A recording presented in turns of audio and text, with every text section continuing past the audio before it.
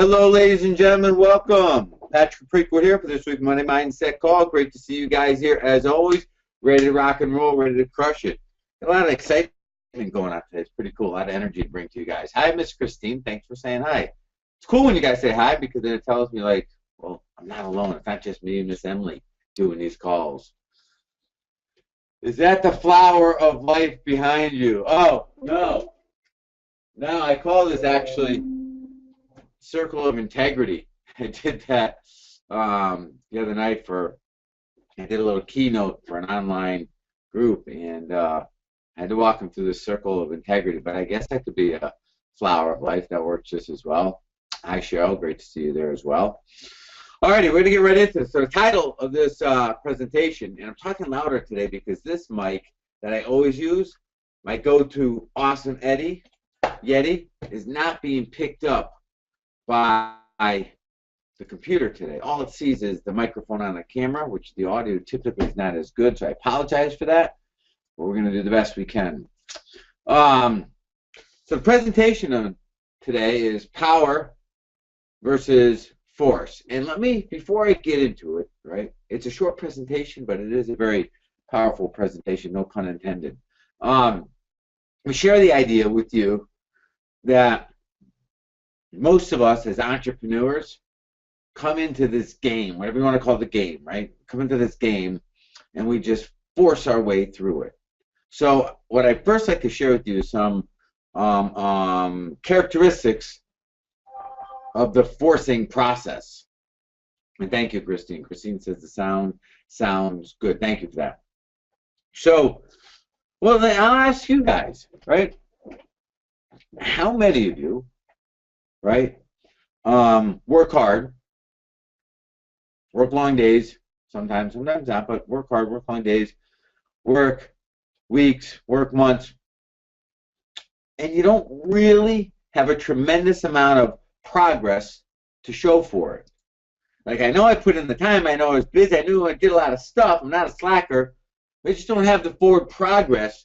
Can't just say, wow, look at all I did, right? Or how many of us go through each day, and the more resistance we meet, the harder we push back, the harder we grind, the more gas we throw on the fire. Yet, every time we take a step forward, it feels like we take 2 steps back. Or every time we make it a little further, it seems like there's some blind force sitting behind the corner ready to knock us back down. Right? How many of us rely on willpower to grind throughout the day, to get stuff done? Those are all symbolic characteristics of forcing our way instead of working in a state of power.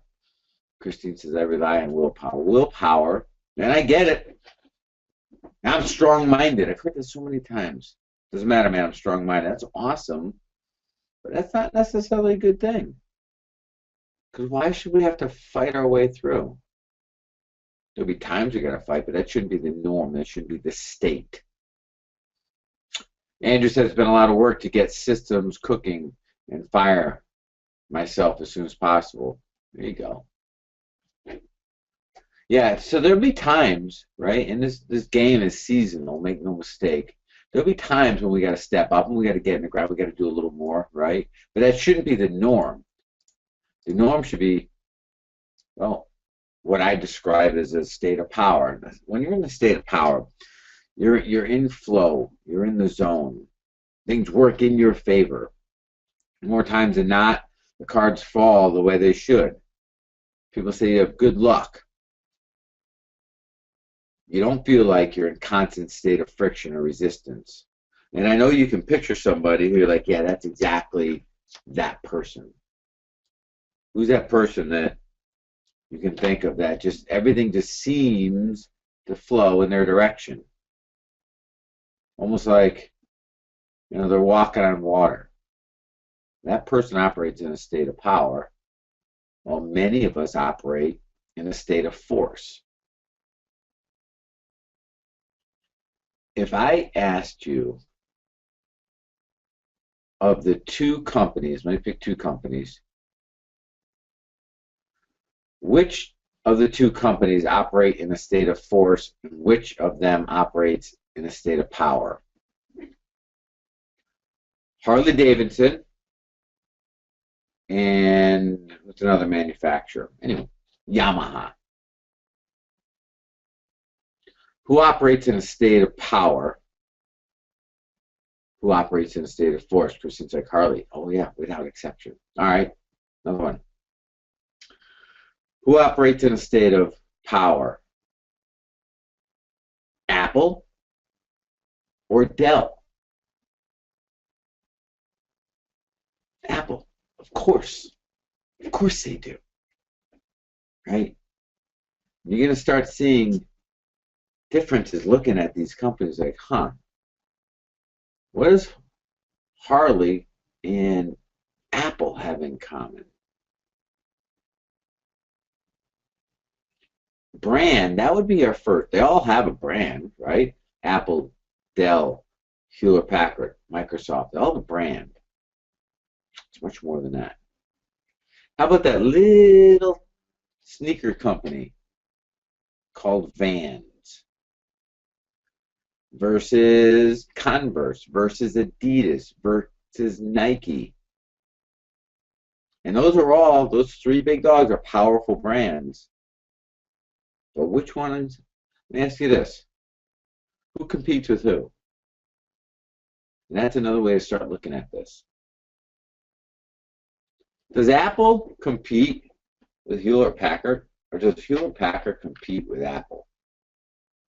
Who's trying to be who? Is Harley Davidson making bikes to look like a Yamaha, or is Yamaha making bikes to look like a Harley? And did that little sneaker manufacturer, Vans, run out and say, we're going to make a sneaker that looks just like Nike? Or did Nike start a line of sneakers to look like Vans? Bonds, maybe they're Bonds. If you haven't gotten it, right? All those Goliath, Converse, Nike, Adidas, they compete with tiny little old Vans in a certain niche market of that board industry, right? That skateboard, surfboard, cult almost like world. And guess what? Vans crushes them.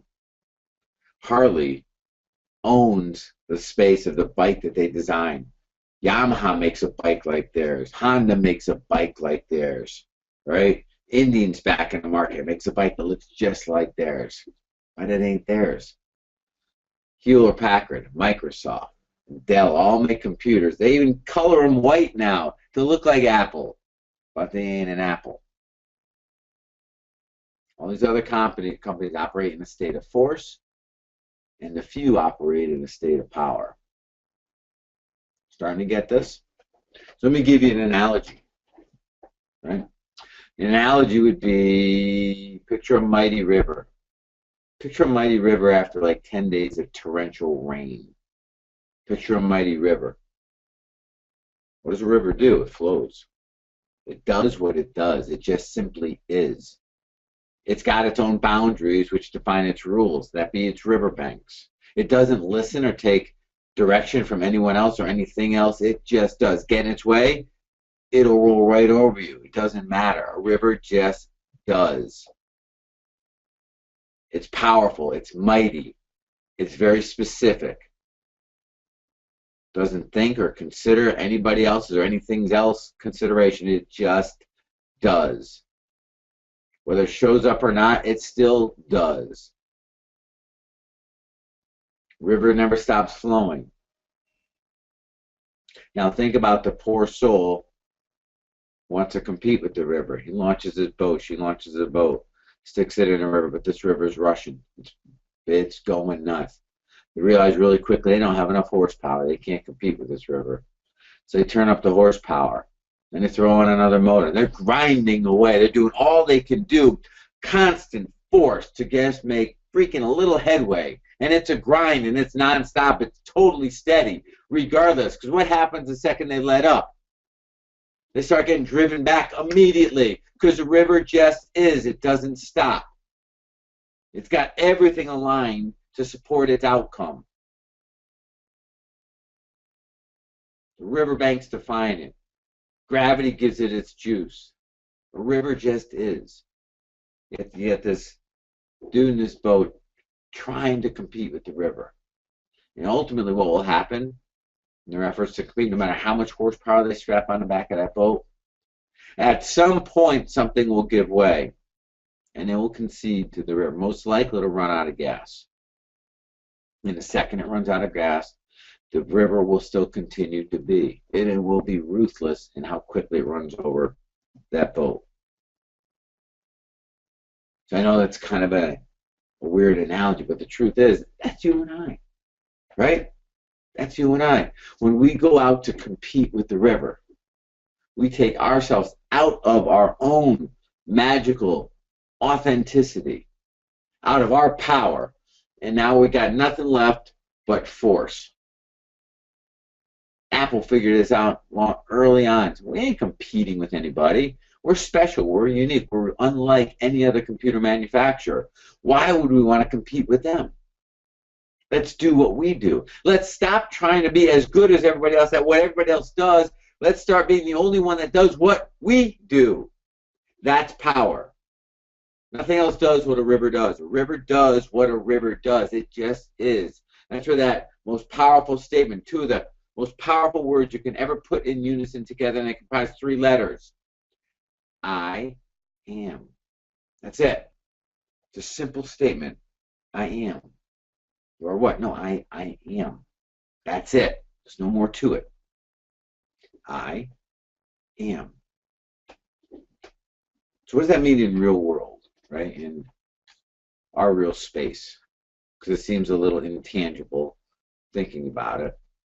But I'll share this with you. Okay, the second you compete, the second you identify a target, right, you start focusing on that target. You focus on what they do.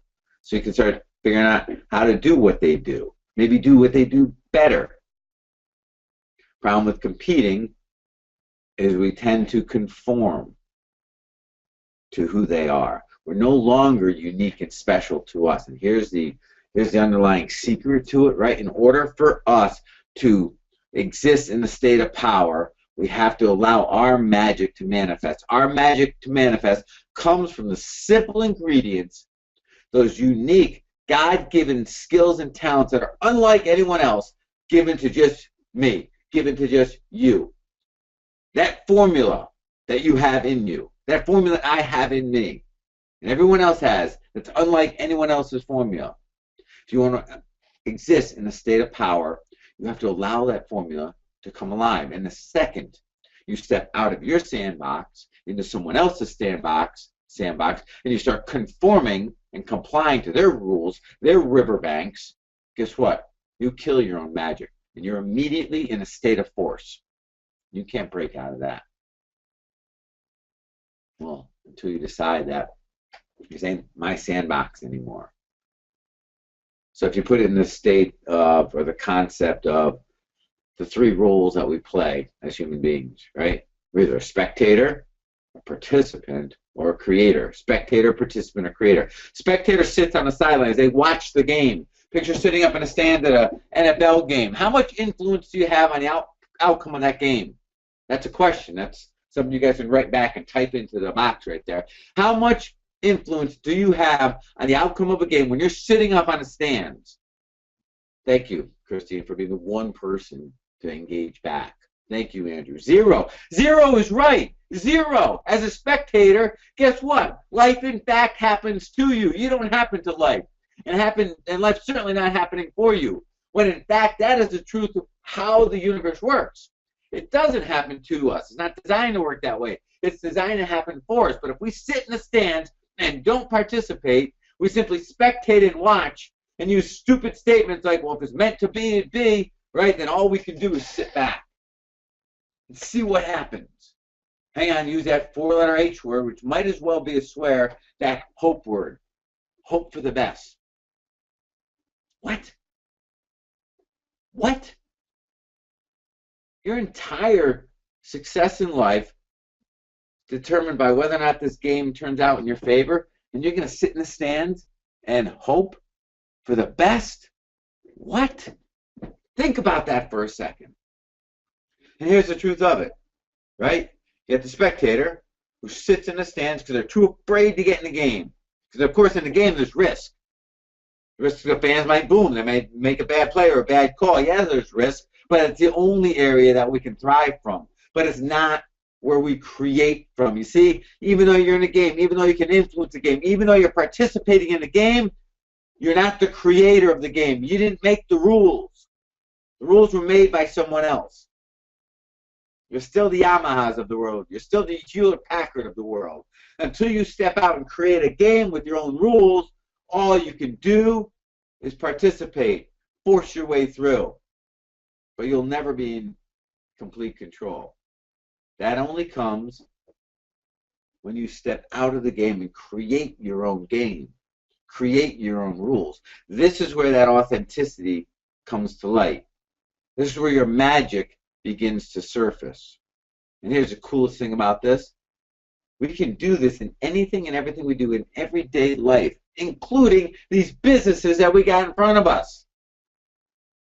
Stop giving a crap at all about what anybody else is doing. Just start doing things your way. Don't tell me you don't got a way, because you do. Of course, that does require we also stop caring about what people will think or say when we bring our way to the public. What if they don't like it? Too freaking bad. What if they love it? Let's stop betting against ourselves. The second you say, what if I fail? You've just put down $20 betting against you. I would instead say, here's 20 bucks saying, man, what if I succeed? Why not at least put money on winning instead of losing? In order to operate in a state of power, guys and gals, right, we got to be true to who we're meant to be. We can't be someone that someone else thinks we should be, and we can't be someone that we think someone else thinks we should be. We got to be who we were meant to be, and we're all different, and there is no right or wrong. Wrong is creating a treason against yourself, pretending to be someone or something that you're not. That's wrong, and you will find that you meet resistance every living second of your life, continuing to play that space. I'm not saying what I'm talking about is easy, and I'm not saying that I'm perfect at it. Certainly not sitting here on a pedestal looking down at you. We're all standing on the same ball field here, right? I am saying that, A, to be conscious of it, B, make a committed effort to continuously work within your authenticity, who you're meant to be. Allow your magic to surface to the top. That's when you become the Apples of the world, the Harley Davidsons of the world, the Jimmy Buffetts of the world. You know, Jimmy Buffett wrote some music. Nobody would pick it up. Nobody would play it because they couldn't fit it into a genre. He said, screw you, screw everything, screw it all. I'm going to title a new genre. And overnight, a new genre of music was created. And then there's Jimmy Buffett. You know, Jimmy Buffett is in the top 10 live performers of all time, still to this day, even though he hasn't had a top 10 hit since the 1970s. He doesn't have to market to sell out his shows. He just is. And when you just are, it just works. He's got such a culture behind him, such a purpose and meaning behind him, that it's his people that the culture live in. Just like with Apple, just like with Harley Davidson. That stuff don't happen unless you allow your magic to come out. He's a talented artist, right? He could have played any type of freaking music he wanted to. Happened to be that his music didn't have a type. Created his type. He was okay with the fact that a lot of people didn't understand. He was okay with being turned down by all the bigwigs in the music industry. Diane says, excited. This is something that solidified in my mind before the call this morning. Funny, Diane, right? How things just time out like that, right? I spoke at a little event on Thursday night, a little live event. A few of the people came up after me and said, Pat, it was an amazing message. It felt like you were talking to me, directly to me. And I'm like, yeah, that's what it feels like when you're finally ready to hear the message. And you'll hear what it is you need when you need to hear it. It's just how that stuff works, right? So, kind of wind this down. If you guys have any questions or comments, I'd love to hear from you. I like a dialogue over a monologue, right? Because it says love to that. Yeah. We can do the integrity wheel. Reminds you of asking and it is given. Funny thing behind asking, right? There's in the Bible somewhere, I don't know if it's the exact word, it says ask and you will receive. But they failed to share with you a little idea of how to ask. Think about that. Because I do believe that you ask and receive, you just got to know how to ask. Whether you picture the giver as God or the universe, doesn't matter, it's up to you. Right? But the art, the trick, the magic to asking, right, is knowing how to ask. I'm not going to feed you in on this one. Andrew says, I feel like I'm a creator, see my vision very clearly and believe in it. Awesome. So you see it, excellent. Believe in it, even more awesome. But awesomeness beyond that would be implementing it, putting it to work, making it real. So we had that idea between power and potential. So power in a different context, right? Power and potential. Power and potential. So what you're first talking about, Andrew, right, is potential. You are recognizing your potential.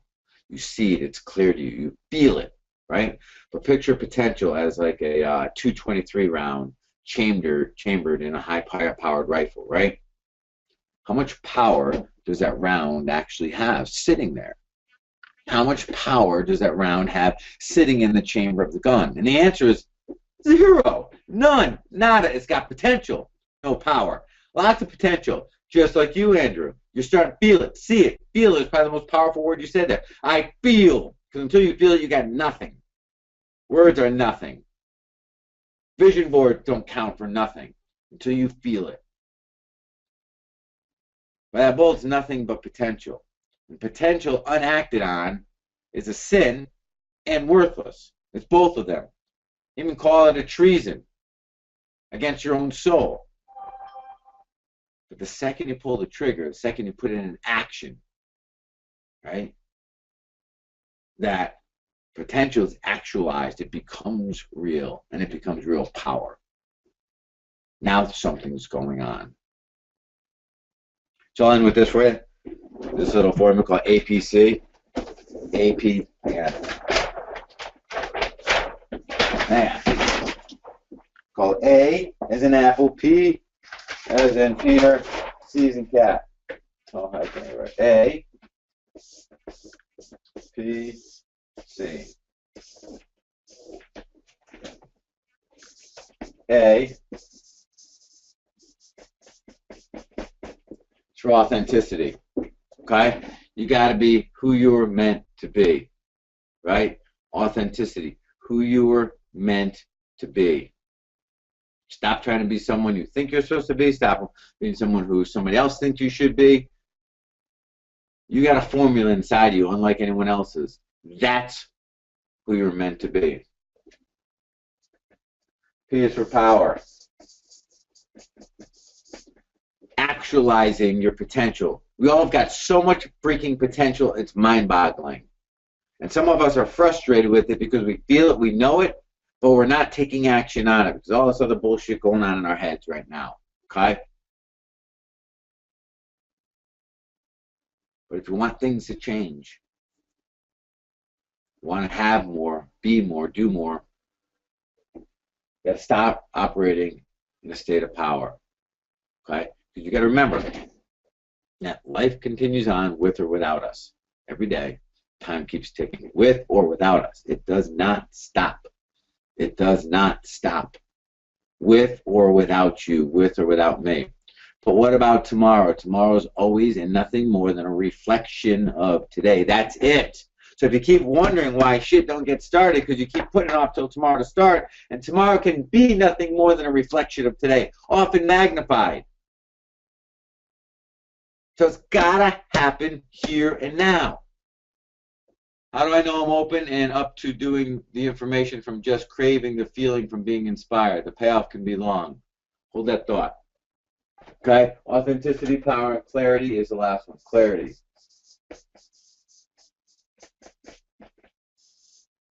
This is the big one. I asked this question at that little live presentation. I didn't really know the people. I didn't know what I was going to say to them because I didn't know the people. I asked them a very simple question. I said, if you could get one question answered tonight about anything, what would that one question be? And I was using it as a segue into clarity. But if we don't know what we want, how would we ever create a plan to achieve it? And how would we ever know we had it in the first place? Think about that question for a second. If you're not crystal clear on what you want, how can you create a plan to get it?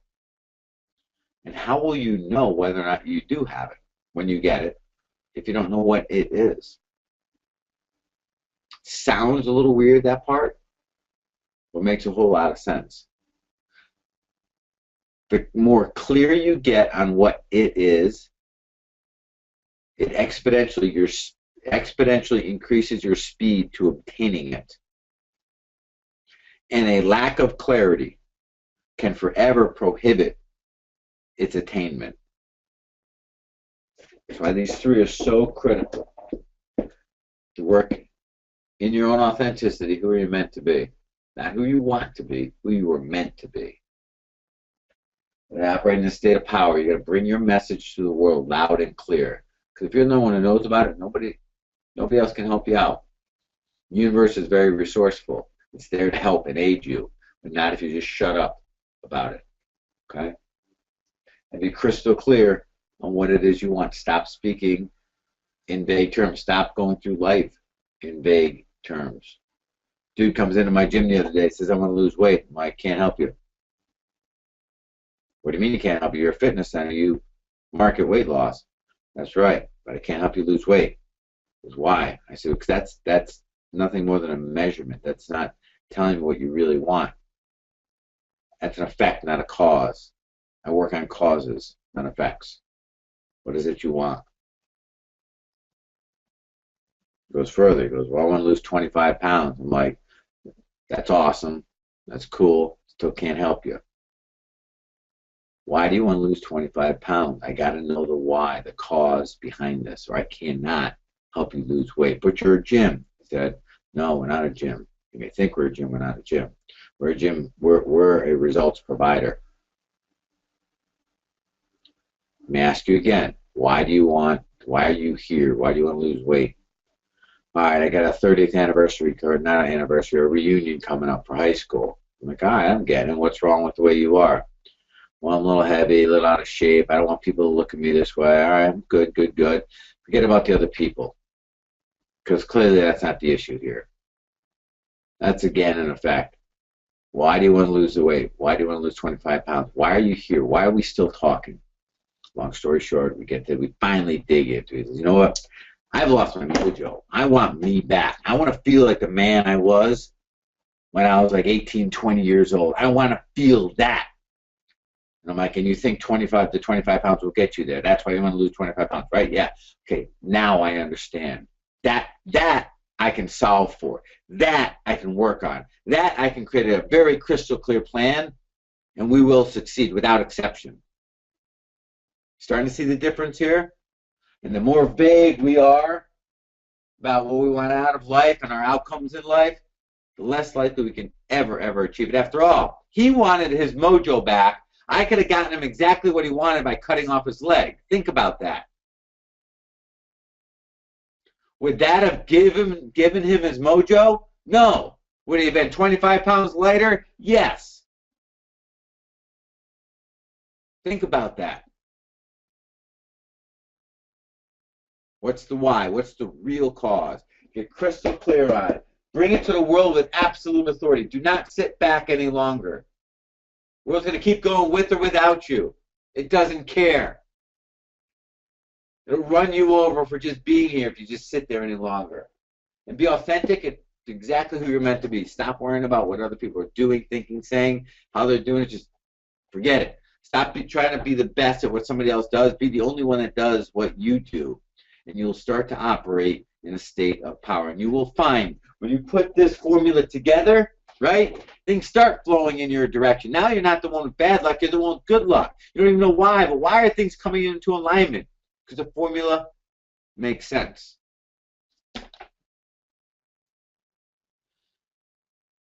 Says, hey Pat, it's been too long. How many life changes that I won't get into with many life changes that I won't get into with you here today, but I'm starting fresh.